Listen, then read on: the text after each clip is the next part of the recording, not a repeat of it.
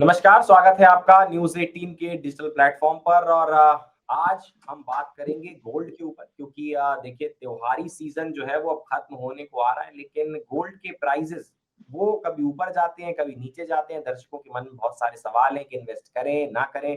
तो तमाम सारी चीज़ों पर आज हमारे साथ नितिन केडिया जी जुड़ गए हैं, जो कि गोल्ड निवेश में काफ़ी ज़्यादा जानकारी रखते हैं, उनको सारा कुछ पता होता है। उनसे विस्तार से जानने की कोशिश करेंगे कि गोल्ड में निवेश करना है, नहीं करना है, दाम कितने और गिरेंगे, क्या फिर से दाम बढ़ सकते हैं? तो सबसे पहले नितिन जी बहुत-बहुत स्वागत है आपका। धन्यवाद वैभव जी। सबसे पहला सवाल मेरा यही है कि और कितने दाम अभी गोल्ड के गिर सकते हैं आपके हिसाब से? देखिए मुझे लगता है अगर लास्ट वीक देखें तो $4000 के आसपास हमने देखा कि गोल्ड में एक सपोर्ट आया है। और ये $4000 के आसपास जिस तरह से सपोर्ट लिया और हमने 4130 और 35 के बीच में इसको एवरेज होते हुए देखा और 4100 के ऊपर की हमने जो क्लोजिंग देखी है उसको देखते हुए मुझे लगता है कि जो बॉटम है 4000 के आसपास वो बन चुका है। लेकिन अब अभी अभी जिस तरीके से न्यूज आई है कि ट्रम्प और चाइना जो है वो बहुत पॉजिटिव ट्रेड टॉक की तरफ जा रहे हैं, तो मुझे लगता है मैक्सिमम साइड में जो डाउनफॉल है वो 3800 के आसपास का बेस बनना चाहिए। क्योंकि जो बाकी सारे फैक्टर्स हैं, चाहे वो सेंट्रल बैंक बाइंग हो या रशिया यूक्रेन का जियो पॉलिटिकल टेंशन हो या फिर मान लीजिए सप्लाई क्रंच हो सिल्वर में, तो ये सारी चीजें अभी भी कंटिन्यू है। ये सारे फ्रंट्स में अभी तक कोई डेवलपमेंट नहीं हुआ है वैभव जी। मतलब कुल मिलाकर आपका ये मानना है कि अभी कहीं न कहीं थोड़े से दाम और हमें गिरते हुए नज़र आएँगे। स्लाइड सा हम फॉल देख सकते हैं जिस तरह से अभी जस्ट जो हमारे अमेरिकी पलटू राम है उनकी तरफ से जिस तरीके से स्टेटमेंट आए हैं उसको देखते हुए हम ये कह सकते हैं कि स्लाइड सा डाउनफॉल आ सकता है। बट ओवरऑल जो व्यू है, चाहे वो मैं नवंबर मंथ की बात करूं या दिसंबर मंथ की बात करूं, उसको देखते हुए मुझे लगता है कि भाव जो है वो अभी भी पॉजिटिव ट्रेजेक्टरी में रहेंगे।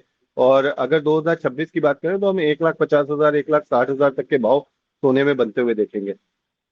तो मतलब अभी अगर कोई निवेश करना चाह रहा है तो उन दर्शकों के लिए आपकी क्या सलाह रहेगी? क्योंकि जिन्होंने धनतेरस तक हमने देखा था कि अगर इंडियन रुपीस की बात करें तो 24 कैरेट गोल्ड जो था वो 1,32 ऑलमोस्ट 1,33,000 तक गया था और 22 कैरेट जो था वो 1,21,000 तक गया था और दोनों अभी कम से कम 6-6 7-7 हज़ार नीचे आ गए हैं। तो अब जो लोग हैं, जो निवेशक हैं वो सोच रहे हैं कि निवेश करें या ना करें। तो अभी सही समय है निवेश करने का या थोड़ा-सा और रुकना चाहिए? देखिए डी डॉलराइजेशन जिस हिसाब से चल रहा है उसको देखते हुए मुझे लगता है कि ये जो समय है ये सोने में निवेश करने का सही समय है। बॉटम आज तक मार्केट में कोई पकड़ नहीं पाया, करोड़ों इन्वेस्टर्स में से कोई एक इन्वेस्टर होता है जो बॉटम पकड़ पाता है। लेकिन आने वाले 3 महीने या 4 महीने की हम पिक्चर देखें तो मुझे लगता है फिर हम उस समय भी एक फियर ऑफ मिसिंग आउट कर रहे होंगे कि काश हमने उस समय बाय कर लिया होता तो बहुत अच्छा होता। तो मुझे लगता है कि ये वो समय है जहां पे निवेशकों को कम से कम 50% तो जो है वो गोल्ड बाय कर लेना चाहिए। और जो उनका ओवरऑल पोर्टफोलियो है उसको भी उन्हें उन्हें 10% 15% के आसपास गोल्ड में एक्यूमुलेट कर लेना चाहिए। तो आप किसमें सलाह देंगे? ज़्यादा निवेश किसमें करें? डिजिटल गोल्ड में करें क्योंकि अभी तो 2 तरीके आ गए हैं, डिजिटल गोल्ड में भी लोग निवेश करते हैं, स्टॉक भी खरीदते हैं या फिर लोग जो है दुकानों से भी खरीदते हैं। तो किस तरीके की गोल्ड में निवेश करना ज़्यादा बेहतर इस वक़्त?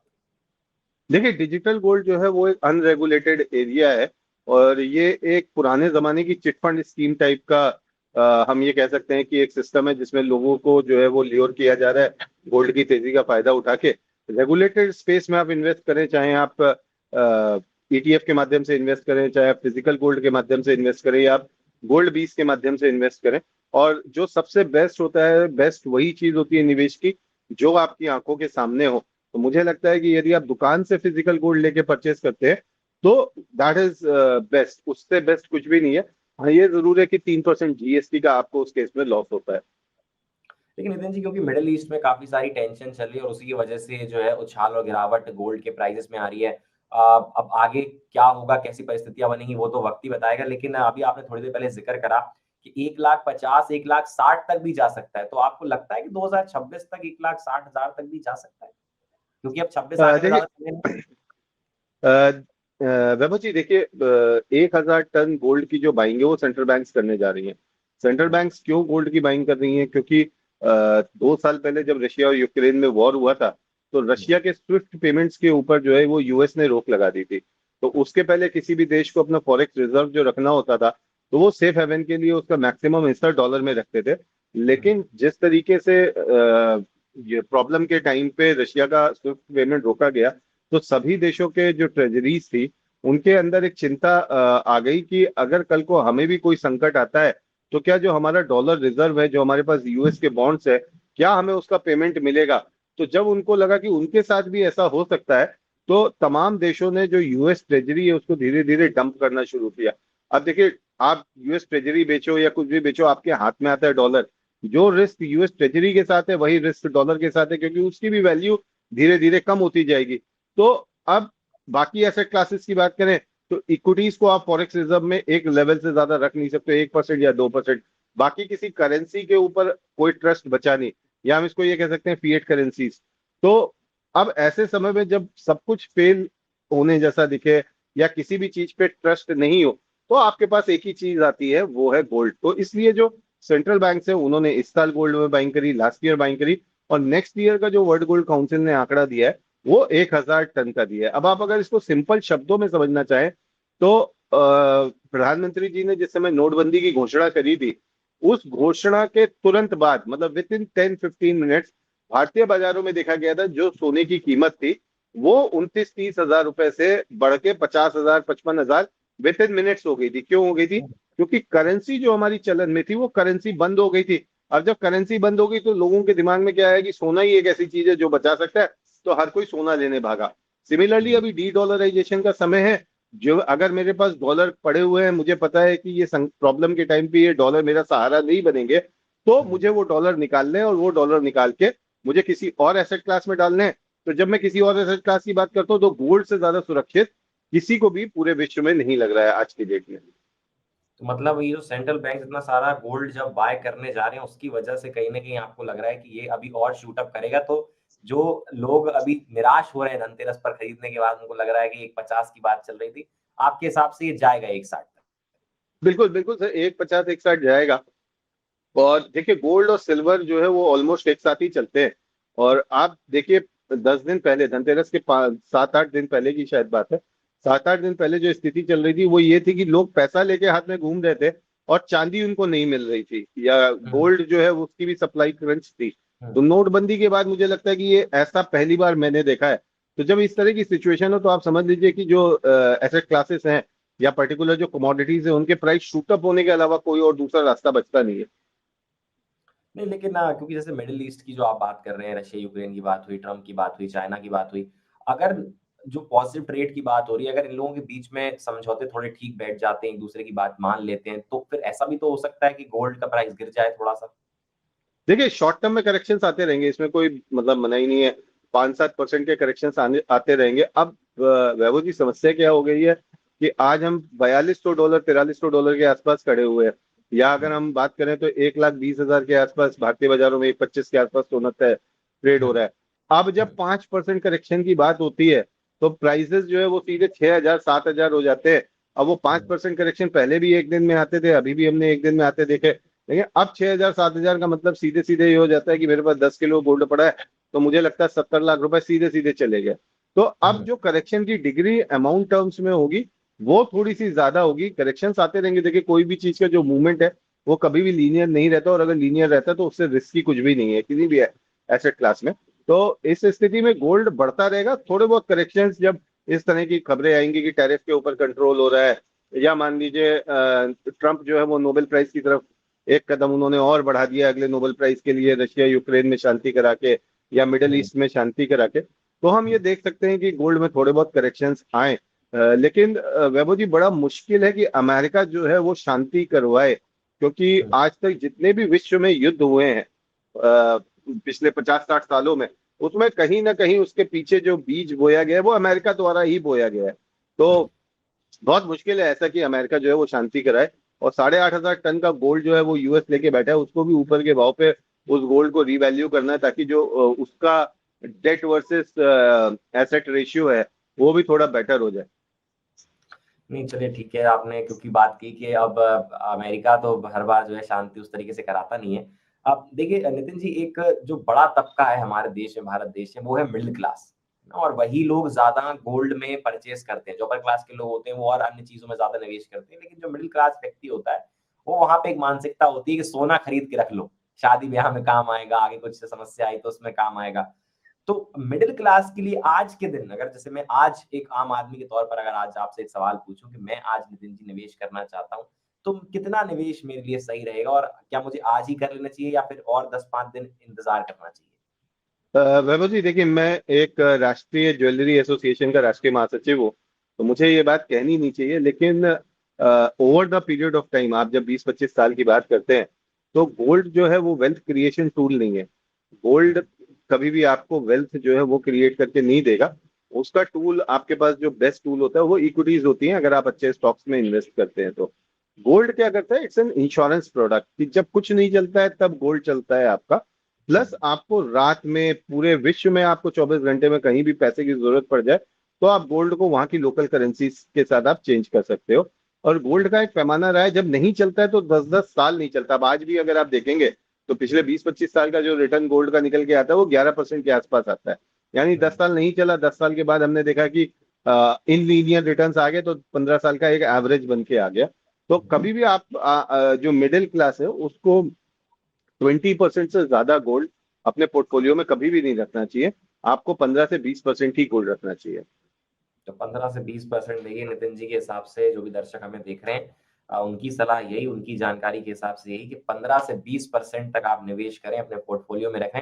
नितिन जी, सवाल एक ये भी खड़ा होता है कि अगर इन्वेस्ट कर रहे हैं तो फिर लॉन्ग टर्म के बारे में सोचें, मतलब ज्यादा ये ना सोचें कि 1 महीने में ही रिटर्न आ जाए, 2 महीने में रिटर्न आ जाए, क्योंकि मिडिल क्लास आदमी का पैसा जो होता है बहुत लिमिटेड होता है। सारा सैलरी और जो उसका सब है ना, वो लिमिटेड होता है कि बच्चों की फीस, इसका वो खर्चा, माँ बाप का खर्चा, घर का खर्चा, सब लिमिटेड पैसा होता है। तो अगर आप निवेश कर रहे हैं तो मेरे ख्याल से आपकी सलाह भी यही होगी कि लॉन्ग टर्म में निवेश करें। बिल्कुल, कोई भी निवेश जो होता है वो देखिए लॉन्ग टर्म में होता है। अगर आज हम आम का पेड़ लगाते हैं तो वो तुरंत कभी भी फल नहीं देता, वो कोई 7 साल बाद देता है, कोई 10 साल बाद देता है। तो जो रिटर्न्स आते हैं वो लंबे समय में ही आते हैं। और वैभव जी, मैं आपको एक किस्सा बताता हूँ 2008 का। 2008 में जो गोल्ड था ये 8-8,500 रुपए पर 10 ग्राम के हिसाब से चलता था। और उस समय मैं लोगों से ये कहता था कि आप 2,000-5,000 रुपए का गोल्ड हर महीने खरीदना शुरू कर दो, और 20 साल बाद ये आपकी रिटायरमेंट प्लानिंग में काम आएगा। अगर गोल्ड नीचे आ गया तो आपके पास ग्राम बढ़ जाएंगे, तो अगले 20-25 साल की अगर मैं बात करूं, आप 1 ग्राम गोल्ड भी हर महीने ले रहे हो, तो 25 साल बाद आपके पास लगभग 300 ग्राम गोल्ड होगा। अगर 1 लाख रुपए का गोल्ड हो गया पर 10 ग्राम, तो आपके पास 3 करोड़, मतलब इतना पैसा आपके पास हो जाएगा। तो उस समय लगता था कि 1 लाख रुपए 10 ग्राम बहुत बड़ी बात होगी, लेकिन आज ये हमारे सामने हकीकत है। तो वैसे ही जब हम नेक्स्ट ईयर के लिए 1,60,000 बात कर रहे हैं, या चांदी के लिए हम 2.5 लाख की बात कर रहे हैं, आज हमें ज्यादा लग सकता है। पर जिस तरह के हालात अभी वर्ल्ड में चल रहे हैं, पूरे विश्व में जिस तरह का एक अंट्रस्ट बना हुआ है ट्रम्प की पॉलिसीज को लेके, और जिस तरह से निवेश के नए आयाम नहीं समझ में आ रहे, तो इस समय जो लोग गोल्ड में इन्वेस्ट कर रहे हैं वो रिटर्न्स के लिए, वैभव जी, इन्वेस्ट नहीं कर रहे हैं। जो सेंट्रल बैंक्स गोल्ड में पैसा डाल रही हैं वो इसलिए नहीं डाल रही हैं कि उनको गोल्ड से रिटर्न चाहिए। वो इसलिए डाल रही है कि कुछ समय के लिए, जब तक ये अनिश्चितता बनी रहेगी, अनसर्टेनिटी बनी रहेगी, उतने समय के लिए जो उनका पैसा है वो सुरक्षित रहे। तो गोल्ड अगर आप ले रहे हैं अपने पोर्टफोलियो में, लॉन्ग टर्म के लिए लें। मेरे तो अपने दोस्तों से हमेशा सलाह रहती है कि रिटायरमेंट प्लानिंग के हिसाब से लें। रिटायरमेंट प्लानिंग के लिए अगर कोई टूल बेस्ट है, जिनकी उम्र आज 25 साल है, 30 साल है, उनके लिए गोल्ड से बेस्ट कुछ नहीं हो सकता। ठीक। तो थोड़ा सा आप उस चांदी पर आ जाते हैं। सिल्वर में भी लोगों का बहुत इंटरेस्ट है, क्योंकि उसके प्राइस भी बहुत शूट अप करें। सिल्वर को लेकर आपको, आपका क्या रुख है कि कितनी और अभी, क्योंकि वहां भी प्राइसेस गिर रहे हैं, तो वहां भी और प्राइस गिरेगा? देखिए, सिल्वर अभी 1,50,000 के आसपास ट्रेड कर रही है भारतीय डेरिवेटिव मार्केट में, और अगर अंतर्राष्ट्रीय बाजारों की बात करें तो लगभग 48.4 सेंट के आसपास है। नीचे में 45 सेंट के आसपास का सपोर्ट बहुत स्ट्रांग बना हुआ है। यानी भारतीय बाजारों में 1,35,000, 1,36,000। सिल्वर का जो बीटा होता है या जो मूवमेंट होता है वो गोल्ड से स्ट्रांग होता है। और सिल्वर में जिस तरह से सप्लाई क्रंच बना हुआ है अभी भी, जो बाहर की बैंकें, चाहे वो जेपी मॉर्गन हो या यूबीएस हो, वो सिल्वर की सप्लाई नहीं कर पा रही है, वैभव जी। तो हमारा ये मानना है कि 31 दिसंबर तक हम भारतीय डेरिवेटिव मार्केट्स में हम सिल्वर को 2 लाख रुपए तक आते हुए देख लेंगे।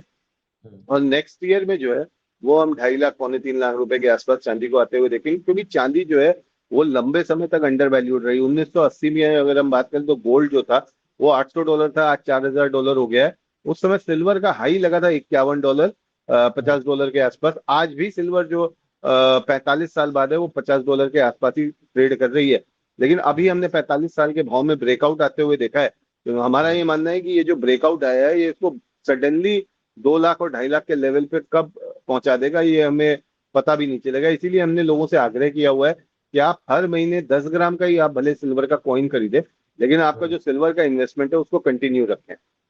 मतलब मिडिल क्लास को आप सलाह दे रहे हैं कि 10 ग्राम का या 5 ग्राम का अपनी अपने पॉकेट जितना आपका अलाउ करे, थोड़ा सा इन्वेस्टमेंट आप सिल्वर में करते रहें, क्योंकि सिल्वर अंडर वैल्यू, जो आपने शब्द कहा बहुत सही बात की, क्योंकि मिडिल क्लास फैमिलीज में भी और जो अपर क्लास फैमिलीज में ज्यादा बात सिल्वर की होती नहीं है। बाजार में ज्यादा बात हमेशा गोल्ड की हुई कि गोल्ड के दाम बढ़ रहे हैं, गोल्ड के दाम घट रहे हैं, लेकिन सिल्वर के बारे में पहली बार इस साल मुझे लगता है, या फिर कहें कि इस दशक में पहली बार मैं देख रहा हूँ कि चांदी की बहुत बात हो रही है कि चांदी का दाम बढ़ रहे हैं, घट रहे हैं। और आपके हिसाब से आप कह रहे हैं कि ये 1.5 लाख से अभी 2 लाख तक भी जा सकता है और अगले साल 2.5 लाख तक भी जा सकता है। 31 दिसंबर तक वैभव जी 2 लाख हो जाएगी और नेक्स्ट ईयर 2.5 से 3.25 लाख रुपए। जी देखिए, तो दर्शकों को बिल्कुल विस्तार से हमने सब कुछ बताने की कोशिश की है चांदी के दाम। तो अगर निवेश करना है तो 10 ग्राम 1 ग्राम हम कर सकते हैं। और इसमें भी मैं आपसे एक और सवाल पूछना चाहता हूँ कि ये यहाँ भी वही आ जाता है कि डिजिटली, या फिर यहाँ भी रॉ खरीदने फिजिकल फॉर्म में जाना जाना चाहिए? देखिए सिल्वर के ईटीएफ अवेलेबल है। तो अगर आपको ईटीएफ और एमसीएक्स के प्राइस देखने चाहिए, एमसीएक्स में भी 1 किलो का कॉन्ट्रैक्ट भी अवेलेबल है। तो अगर मान लीजिए एमसीएक्स के प्राइस में और ईटीएफ के प्राइस में ज्यादा बड़ा डिफरेंस आ रहा है, क्योंकि अभी मार्केट में प्रीमियम्स काफी आ गए हैं सप्लाई क्रंच होने की वजह से, तो देखिए आप वेट कर लीजिए, आप एमसीएक्स में बाय कर लीजिए और जब प्राइस बराबर हो जाए तो आप ईटीएफ में शिफ्ट कर दीजिए। लेकिन अगर प्राइस एमसीएक्स और सिल्वर ईटीएफ में ज्यादा फर्क नहीं है तो ईटीएफ में करके चल सकते हो। और बेस्ट ये है कि आप अगर दुकानदार से सिल्वर कॉइन ले रहे हैं 10 ग्राम का, 20 ग्राम का, 100 ग्राम का, तो उससे अच्छा कुछ भी नहीं है। और जो कॉइन ले रहे हैं आप वो कोशिश करें कि अच्छे ब्रांड का ले, क्योंकि सिल्वर में हॉलमार्किंग नहीं है। नहीं, बिल्कुल अच्छे ब्रांड का तो लेना बहुत जरूरी है। अब मिडिल ईस्ट की बहुत ज्यादा बात हो रही थी, ट्रम्प की बात हो रही थी, क्या इन सब चीजों का सिल्वर पर भी असर पड़ सकता है? बिल्कुल, देखिए जियो पॉलिटिकल टेंशन का सिल्वर के ऊपर बहुत फर्क पड़ता है। और सिल्वर के ऊपर दूसरी जिस चीज का फर्क पड़ता है वो होती महंगाई। सिल्वर के भाव को महंगाई का टूल माना जाता है कि जैसे जैसे महंगाई बढ़ेगी वैसे वैसे जो सिल्वर के दाम है वो हमें बढ़ते हुए देखने को मिलेंगे। तो और चूंकि ये गोल्ड के साथ चलती है और गोल्ड जितनी लिक्विड नहीं है, तो जब भी डिमांड आती है तो सिल्वर को हम देखते हैं कि वो गोल्ड से ज्यादा भाग जाती है। इस समय जो गोल्ड सिल्वर का रेशियो है ये 84 के आसपास चल रहा है। हमारा मानना है कि प्रोबेबली दिसंबर एंड तक हम इसको 76 तक एक बार आते हुए देखेंगे। जी ठीक है नितिन जी। तो दर्शकों देखिए, जितने भी लोग गोल्ड में निवेश करने के बारे में सोच रहे हैं, या गोल्ड का प्राइस घटेगा बढ़ेगा क्या होगा, विस्तार से नितिन जी हमारे साथ बने हुए थे। नितिन जी ने सारी चीजें आपको बताई हैं।